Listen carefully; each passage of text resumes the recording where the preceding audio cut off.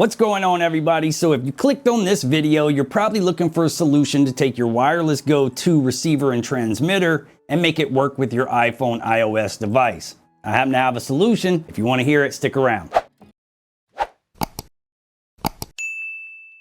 I don't want to waste your time, so I'm not going to tell you about all the things that I tried that didn't work. I'm just going to get right into what actually worked. But there are a couple options out there. One's virtually impossible to find, and my option might actually save you money. Links in the description below.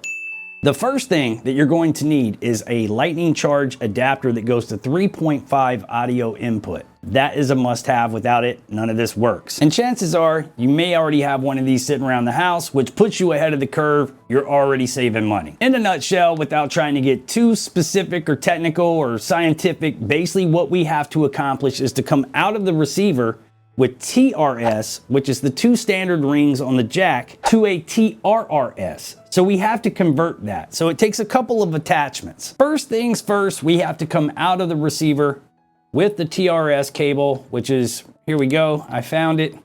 And then we have to convert it. Now, this adapter right here is made by Rode. What this adapter does is it has a female end that allows the TRS to come in and bring in the signal, and then it transfers through TRRS.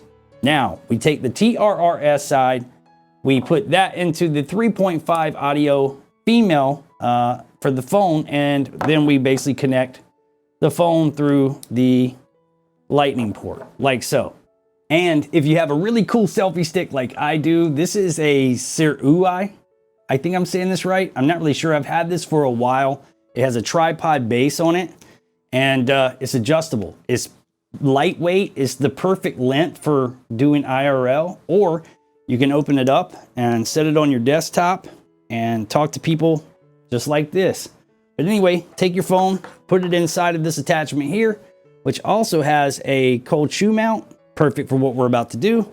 Put the phone in here like so, and then put your receiver into the cold shoe mount. And now you are ready to go live. Why not test it, right? This is my iPhone. This is the regular audio. This is the mic that's built into the iPhone. I'm not using the wireless Go Pro 2. So I'd imagine with the fans running, the computer running, see the fan right there, I'd imagine this sounds like doo-doo. All right, so same shot, but this time a little different. I have the wireless Go 2 plugged into the iPhone this time. I have a lavalier mic hanging on my hoodie string here. Fan's still running. That fan's still running.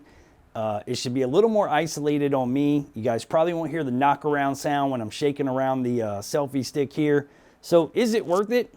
Well, you tell me. I think so. All right, so let's talk price. Now, I'm assuming that you already have the Rode Wireless Go 2 system or the Rode Wireless Go system, one or the other.